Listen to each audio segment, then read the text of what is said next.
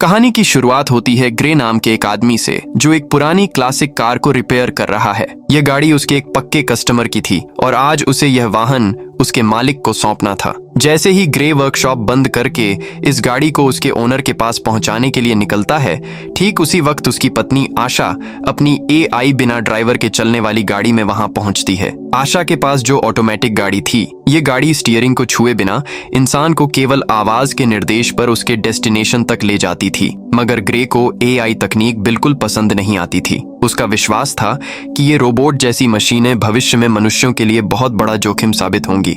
लेकिन इसके विपरीत ग्रे की पत्नी आशा एक बड़ी AI फर्म में नौकरी करती थी। इन दोनों के विचारों में बहुत बड़ा अंतर था, फिर भी वे एक दूसरे से बेहद प्यार करते थे। ग्रे अपनी पत्नी आशा से कहता है, चलो आज मैं तुम्हें किसी से परिचय कराता हूँ। मेरा एक नियमित ग्राहक है जिसकी गाड़ी मैंने ठीक कर दी है और अब मुझे उसे उसकी गाड़ी लौटानी है। आशा पहले तो वहां जाने से मना करती है, लेकिन ग्रे के बार बार रिक्वेस्ट करने पर वह वहां जाने के लिए सहमत हो जाती है। जब वो कस्टमर के घर पहुंचते हैं तो आशा उस आदमी को देखकर हैरान रह जाती है। वो कोई और नहीं बल्कि एरन नाम का एक मशहूर टेक जीनियस था। एरन एक बहुत बड़ी टेक कंपनी का मालिक था और टेक्नोलॉजी की दुनिया का एक बहुत बड़ा नाम। आशा ग्रे से कहती है कि तुमने मुझे पहले क्यों नहीं बताया कि हम एरन से मिलने आ रहे हैं। एरन का बर्ताव थोड़ा अजीब था। वो लोगों से मिलने जुलने में थोड़ा कच्चा था। उसे ठीक से बात करना भी नहीं आता था। जब आशा उसे बताती है कि वो भी एक टेक कंपनी में काम करती है तो एरन उन्हें अपनी प्राइवेट लैब में ले जाता है। वो उन्हें अपना एक सीक्रेट प्रोजेक्ट दिखाना चाहता था। एरन उन्हें एक छोटी सी चिप दिखाता है जिसका नाम था स्टेम। एरन बताता है कि ये कोई मामूली चिप नहीं है, ये एक आर्टिफिशियल इंटेलिजेंस है, एक पूरा दिमाग। ये चिप कुछ भी कर सकती है और इंसानी दिमाग से हजारों गुना तेज है। वो कहता है कि ये उसकी सबसे बड़ी खोज है। ग्रे को ये सब बकवास लगता है, लेकिन आशा टेक्नोलॉजी की ताकत को समझती थी और वो स्टेम को देखकर बहुत इम्प्रेस होती है। उस रात जब ग्रे और आशा घर वापस जा रहे होते हैं तो वो आशा की ऑटोमेटिक कार में बैठते हैं। कार ऑटो पायलट मोड पर थी और दोनों पिछली सीट पर बैठकर बातें कर रहे थे। लेकिन तभी अचानक कार का सिस्टम गड़बड़ा जाता है। कार उनकी कमांड सुनना बंद कर देती है और अपने रास्ते से भटक कर एक सुनसान खतरनाक इलाके की तरफ तेजी से बढ़ने लगती है। ग्रे घबरा जाता है। वो मैन्युअली कार को रोकने की कोशिश करता है, लेकिन कार में कोई स्टीयरिंग व्हील या ब्रेक पैडल था ही नहीं। आशा कार के AI को रोकने की बहुत कोशिश करती है, लेकिन कार का सिस्टम पूरी तरह से हैक हो चुका था। कार की स्पीड और तेज हो जाती है और वो एक जगह जाकर जोरदार तरीके से पलट जाती है। इस एक्सीडेंट में उन्हें ज्यादा चोट नहीं आती। वो दोनों जैसे तैसे कार से बाहर निकलने की कोशिश कर ही रहे होते हैं कि तभी वहां 4 लोग आ जाते हैं। ग्रे को लगता है कि ये शायद लुटेरे हैं जो एक्सीडेंट का फायदा उठाने आए हैं। वो उनसे कहता है कि हमारी कार, पैसे, सब कुछ ले लो, बस हमें जाने दो। लेकिन उन लोगों का मकसद कुछ और ही था।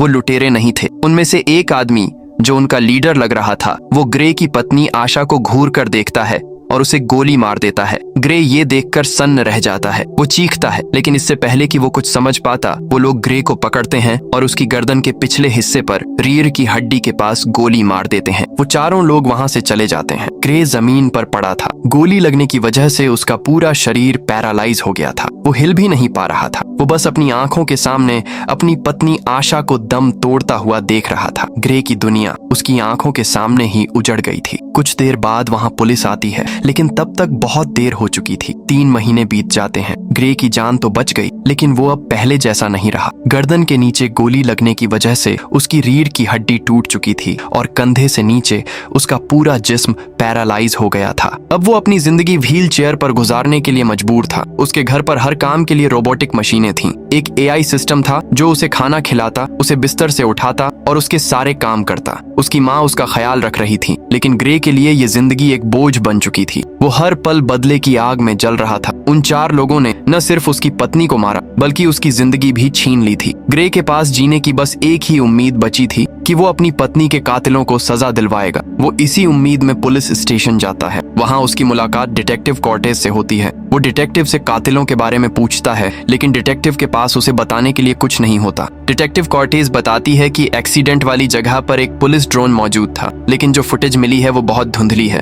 कातिलों के चेहरे साफ नहीं दिख रहे और पुलिस अब तक उनकी पहचान नहीं कर पाई है। ग्रे ये सुनकर पूरी तरह टूट जाता है। उसे एहसास हो जाता है कि पुलिस उन कातिलों को कभी नहीं पकड़ पाएगी। अब उसके जीने का मकसद भी खत्म हो चुका था। वो इस तरह बेजान होकर नहीं जीना चाहता था। वो घर आता है और खुद को मारने का फैसला करता है। वो अपने घर के एआई सिस्टम को कमांड देता है कि वो उसे मेडिसिन का ओवरडोज दे दे। रोबोटिक मशीन उसे एक एक करके कई सारी गोलियां खिला देती है और ग्रे बेहोश हो जाता है। लेकिन घर के एआई सिस्टम ने उसकी इस हालत को देखकर फौरन मेडिकल इमरजेंसी को अलर्ट कर दिया, जिससे ग्रे की जान बच जाती है। जब ग्रे हॉस्पिटल में होता है तब उससे मिलने एरन आता है, वही टेक जीनियस जिसकी लैब में ग्रे और आशा गए थे। एरन ग्रे की हालत देखकर बहुत अफसोस जताता है। वो ग्रे से कहता है, क्या तुम्हें वो चिप याद है जो मैंने तुम्हें अपनी लैब में दिखाई थी? स्टेम एरन उसे एक ऑफर देता है। वो कहता है कि अगर तुम उस चिप को अपनी बॉडी में लगवाने के लिए तैयार हो जाओ तो वो चिप तुम्हारी रीढ़ की हड्डी को रिपेयर कर सकती है। तुम एक बार फिर से चल पाओगे, पहले से भी ज्यादा ताकतवर बन जाओगे।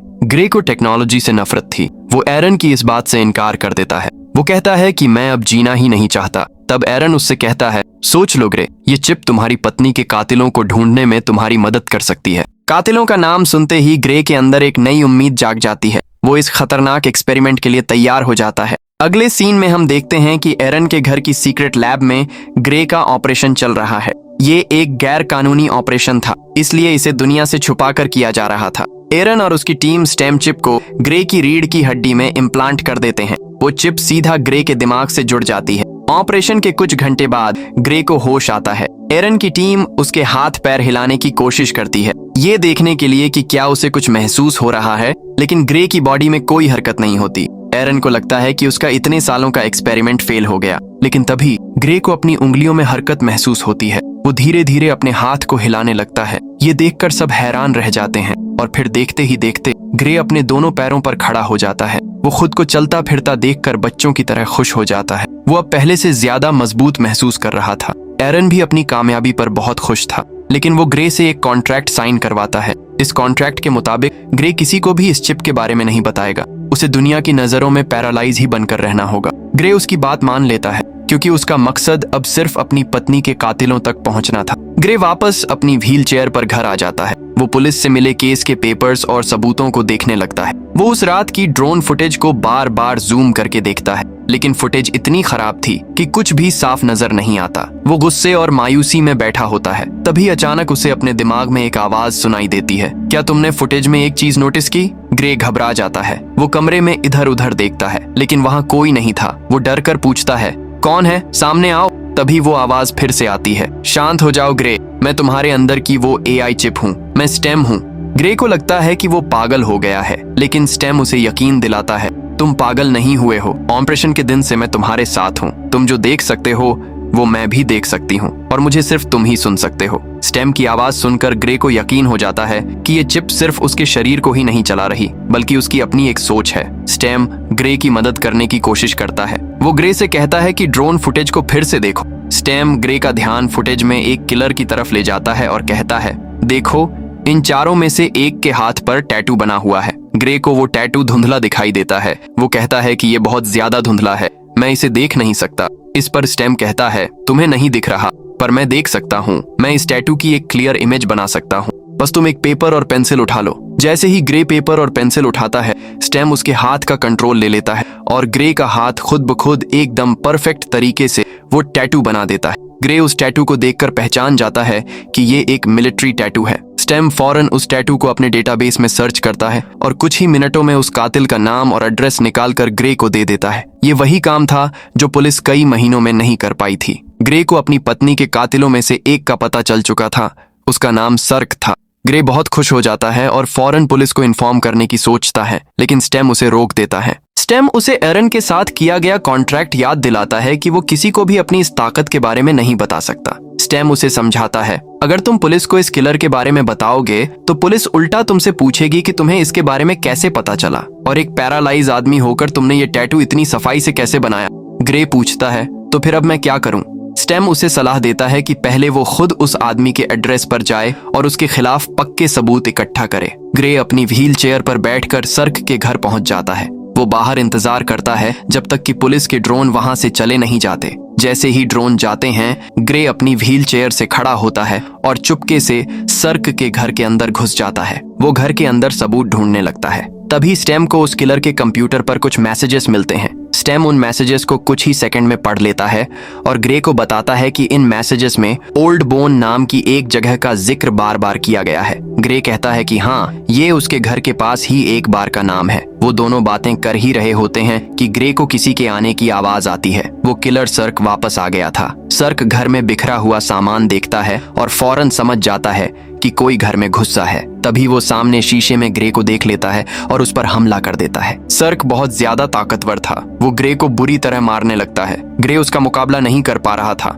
इससे पहले कि सर्क उसे जान से मार पाता, स्टेम ग्रे से कहता है, तुम मुझे अपनी बॉडी का फुल कंट्रोल दो ताकि मैं कुछ कर सकूं। ग्रे के पास और कोई रास्ता नहीं था। वो फौरन स्टेम को परमिशन दे देता है। जैसे ही ग्रे हाँ कहता है, उसकी बॉडी एक मशीन की तरह हरकत में आती है। स्टेम ग्रे के शरीर को कंट्रोल करते हुए सर्क पर हमला कर देता है। ग्रे की आंखें खुली थीं, वो सब कुछ देख रहा था, लेकिन उसका शरीर अब उसके कंट्रोल में नहीं था। स्टेम किसी ट्रेंड फाइटर की तरह लड़ रहा था। सर्क हैरान था कि अचानक से ग्रे में इतनी ताकत कहां से आ गई। वो ग्रे पर चाकू से हमला करता है, लेकिन स्टेम उस हमले को बड़ी आसानी से रोक लेता है और उसी चाकू से सर्क को मार डालता है। सर्क के मरते ही स्टेम ग्रे को उसकी बॉडी का कंट्रोल वापस दे देता है। ग्रे अपनी इस पहली हत्या से बुरी तरह दहल जाता है। वो कातिल को मारना नहीं चाहता था, वो बस उसे पुलिस के हवाले करना चाहता था। उसे लगता है कि अब उसका जेल जाना पक्का है, लेकिन स्टेम उसे शांत रहने को कहता है। दूसरी तरफ डिटेक्टिव कॉर्टेज को जब सर्क की लाश मिलती है तो पोस्टमार्टम रिपोर्ट में कुछ हैरान करने वाली बातें सामने आती हैं। डिटेक्टिव को पता चलता है कि सर्क की बॉडी के अंदर एक वेपन इंसर्ट किया गया था और उसकी पूरी बॉडी में छोटी छोटी तारें थीं। यानी वो किलर एक अपग्रेडेड इंसान था जो किसी भी आम इंसान से कहीं ज्यादा ताकतवर था। जब एरन को इस घटना के बारे में पता चलता है तो वो ग्रे पर बहुत गुस्सा होता है। वो कहता है कि तुमने उस किलर को क्यों मारा, ये बहुत रिस्की था। लेकिन ग्रे अब रुकने वाला नहीं था। स्टेम से मिली जानकारी के आधार पर ग्रे अब उस ओल्ड बोन बार में पहुंचता है। वो जानता था कि ये जगह खतरनाक गुंडों से भरी है। ग्रे व्हील चेयर पर बैठकर बार के अंदर जाता है और जोर से चिल्लाकर कहता है, मैं कुछ दिन पहले सर्क नाम के एक आदमी को मार चुका हूँ। ये सुनते ही बार में बैठा एक दूसरा आदमी टोलन भड़क जाता है। वो ग्रे को धमकी देता है, चुपचाप यहाँ से चले जाओ वरना मैं तुझे भी तेरी वाइफ के पास पहुंचा दूंगा। ये सुनते ही ग्रे समझ गया कि ये आदमी भी उसकी पत्नी को मारने में शामिल था। ग्रे स्टेम को अपनी पूरी बॉडी का कंट्रोल दे देता है। स्टेम फौरन हरकत में आता है और बार में मौजूद टोलन के आदमियों को मार गिराता है। फिर वो टोलन को पकड़कर बुरी तरह पीटने लगता है। ग्रे टोलन से पूछता है, तुम्हारे दो और साथी कहाँ हैं और तुम लोगों ने मेरी वाइफ को क्यों मारा? स्टेम टोलन को टॉर्चर करने लगता है ताकि वो मुंह खोले। टोलन की सारी हेकड़ी निकल जाती है और वो फौरन कहता है, हमें पैसे मिले थे तुम्हारी वाइफ को मारने के लिए, मुझे फिस्क ने पैसे दिए थे। इससे पहले कि ग्रे उससे फिस्क के बारे में कुछ और पूछ पाता, स्टेम उस आदमी को भी जान से मार देता है। ग्रे गुस्से में स्टेम पर चिल्लाता है, मैंने उसे मारने को नहीं कहा था, मुझे बस उससे जानकारी चाहिए थी। तभी ग्रे की नजर उस मरे हुए आदमी के गले में पड़ी एक चेन पर पड़ती है जिस पर कोबोल्ट लिखा था। ये देखकर ग्रे को बहुत बड़ा झटका लगता है क्योंकि कोबोल्ट वही कंपनी थी जिसमें उसकी पत्नी आशा काम करती थी। इसका मतलब ये था कि आशा के अपने ही कंपनी वाले उसे मरवाना चाहते थे।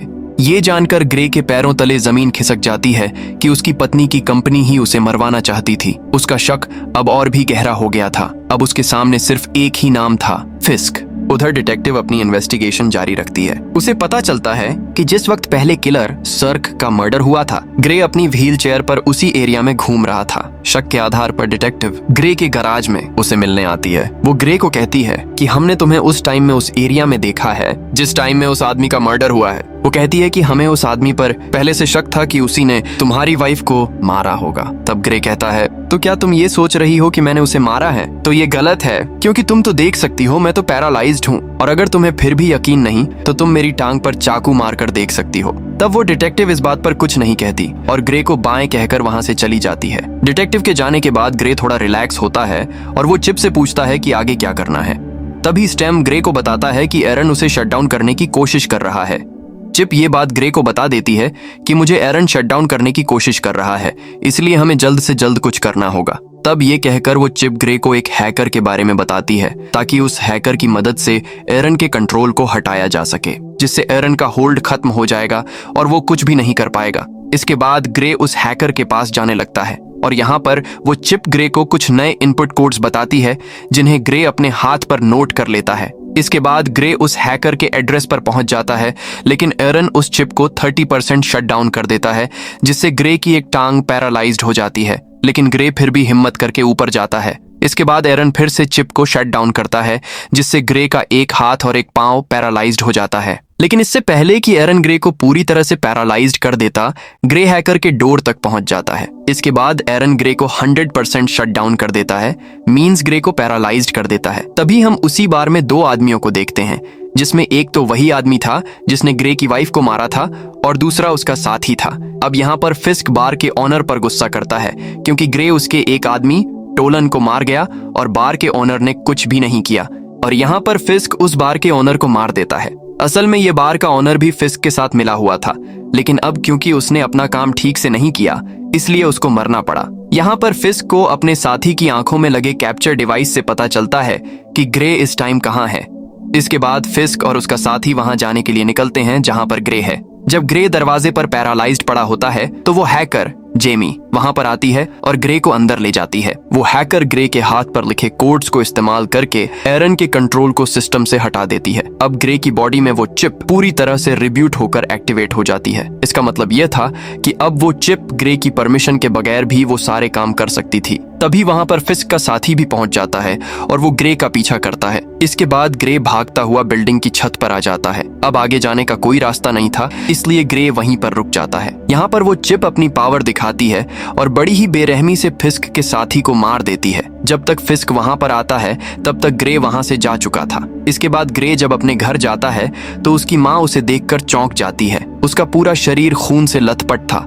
तभी अचानक ग्रे को अपनी आंखों के सामने अपनी पत्नी आशा जिंदा दिखाई देती है। वो उसे देखकर हैरान रह जाता है, लेकिन जैसे ही वो उसे छूने की कोशिश करता है वो गायब हो जाती है। ग्रे समझ नहीं पाता कि ये क्या हो रहा है। तभी उसके दिमाग में स्टेम की आवाज आती है जो उसे बताती है कि ये बस एक बुरा सपना था। इतने में ग्रे की माँ वहां आकर उसे बताती है कि डिटेक्टिव कोर्टेज उससे मिलने आई है। डिटेक्टिव ग्रे को बताती है कि तुम्हारी व्हील चेयर हमें उस जगह से मिली है जहां पर दूसरा मर्डर हुआ था। वो ग्रे से कहती है, देखो 3 लोग मारे जा चुके हैं और तीनों वही हैं जिन पर हमें शक था कि उन्होंने ही तुम्हारी पत्नी को मारा होगा। और अजीब बात यह है कि हर बार तुम वहीं पर पाए जाते हो जहां पर मर्डर होता है। डिटेक्टिव कहती है कि हो सकता है तुम किसी को पैसे देकर ये सारे मर्डर करवा रहे हो। ग्रे इस बात से साफ इनकार कर देता है और कहता है कि अगर आपको ऐसा लगता है तो आप मेरी कॉल रिकॉर्ड चेक कर सकती हैं। डिटेक्टिव के पास कोई सबूत नहीं था, इसलिए वो वहां से जाने लगती है। लेकिन जाते जाते वो चुपके से ग्रे की पॉकेट में एक छोटा सा माइक्रोफोन डाल देती है। डिटेक्टिव के वहां से जाते ही ग्रे काफी घबरा जाता है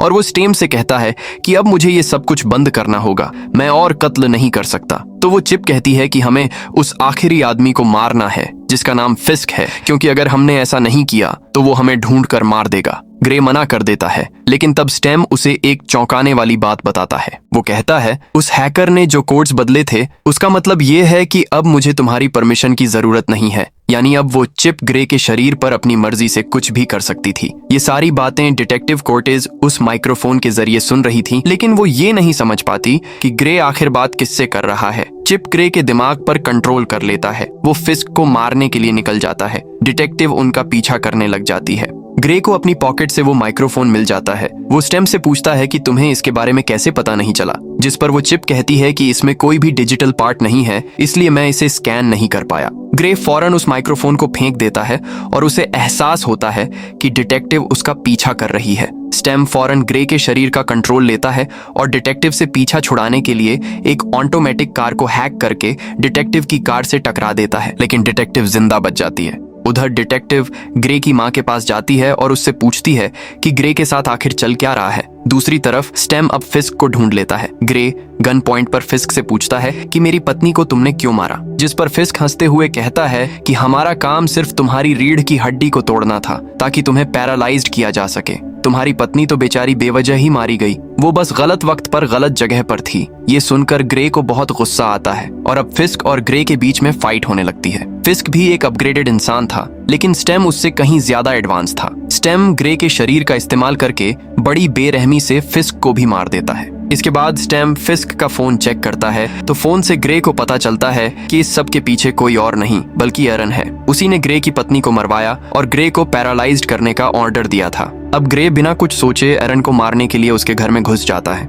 लेकिन इससे पहले कि ग्रे एरन को मार पाता, पीछे से डिटेक्टिव कोर्टे जाकर ग्रे को गन फेंकने के लिए कहती है। और जैसे ही डिटेक्टिव ग्रे के पास आती है, स्टेम फौरन डिटेक्टिव को गिरा देता है। अब यहाँ उस डिटेक्टिव को ग्रे मारना नहीं चाहता था, लेकिन वो चिप उसे मारना चाहती थी। ग्रे अपनी पूरी ताकत से चिप को रोकने की कोशिश करता है, लेकिन वो नाकामयाब रहता है। मौके का फायदा उठाकर डिटेक्टिव ग्रे को टेजर गन से शॉक दे देती है, जिससे ग्रे फिर से पैरालाइज्ड हो जाता है। और यहाँ पर होता है मूवी का मेन प्लॉट रिवील। एरन ग्रे के पास आता है और कहता है कि इस चिप को मैंने बनाया था और तुमसे पहले मैं इस चिप से बातें करता था और मुझे इस चिप ने बताया कि वो इंसानों की तरह बनना चाहती है। एरन बताता है कि ये सारा प्लान चिप का था। उसी ने तुम्हारी वाइफ की कार को हैक करके उसका एक्सीडेंट करवाया और फिस्क को तुम्हें पैरालाइज्ड करने के लिए भेजा। हॉस्पिटल में मैंने तुम्हें जो भी कहा था वो सब कुछ मुझे चिप ने करने को ही कहा था, क्योंकि इस चिप ने तुम्हें चुना था। ये बातें सुनकर ग्रे हैरान हो जाता है। एरन बताता है कि अब ये चिप मुझे मारना चाहती है, क्योंकि अगर मैं जिंदा रहा तो मैं इसके जैसी एक और AI चिप बना दूंगा, और चिप ये नहीं चाहती कि उस जैसा और कोई भी हो। और यहाँ पर वो चिप खुद कहती है, हाँ ये मेरा ही प्लान था, मैं जिंदा इंसान बनना चाहती थी और इसलिए मैंने ये सब कुछ कर दिया। इस बार उस चिप की बातों को एरन और डिटेक्टिव भी सुन पाते हैं। यहाँ पर वो चिप एक बार फिर से एक्टिवेट होती है और वो फौरन एरन को मार देती है। इसके बाद वो चिप डिटेक्टिव को भी मारने की कोशिश करती है, लेकिन यहाँ पर ग्रे खुद को रोकने की काफी कोशिश करता है और अपनी आखिरी हिम्मत जुटाकर खुद को शूट कर लेता है। जब ग्रे की आंख खुलती है तो वो खुद को एक हॉस्पिटल के बेड पर पाता है। यहाँ पर वो चिप को आवाज देता है, लेकिन उसे कोई भी रिस्पॉन्स नहीं आता। और तभी उसकी वाइफ आशा भी उसके सामने ही होती है। उसकी वाइफ उसे बताती है कि हमारा एक्सीडेंट हो गया था और तुम बहुत दिनों से बेहोश थे। तो फिर क्या ये सब कुछ एक सपना था? बिल्कुल नहीं, क्योंकि अब मूवी फिर से उसी सीन पर आ जाती है जहां वो चिप उस डिटेक्टिव को मारने के लिए बिल्कुल तैयार थी। असल में स्टेम ने ग्रे के दिमाग को उसके शरीर से बिल्कुल डिस्कनेक्ट कर दिया था और उसे एक खूबसूरत सपने की दुनिया में भेज दिया था, जहां वो अपनी पत्नी के साथ खुश था। ग्रे का दिमाग वहां पर खो गया था, जबकि उसका शरीर असली दुनिया में चिप के कंट्रोल में था। डिटेक्टिव उससे कहती है, ग्रे तुम ऐसा नहीं कर सकते। तब वो चिप कहती है, ग्रे अब यहाँ पर नहीं है, वो बहुत ही अच्छी जगह पर है, अपने सपनों की दुनिया में, जहाँ उसे होना चाहिए, और अब इस बॉडी पर मेरा कब्जा है। और ये कहकर वो चिप डिटेक्टिव को शूट कर देती है और इसके बाद ग्रे यानी वो चिप वहां से जाने लगती है और उसके जाते ही ये मूवी यहीं पर एंड हो जाती है। अगर आपको ये कहानी पसंद आई तो वीडियो को लाइक करें, चैनल को सब्सक्राइब करें। धन्यवाद।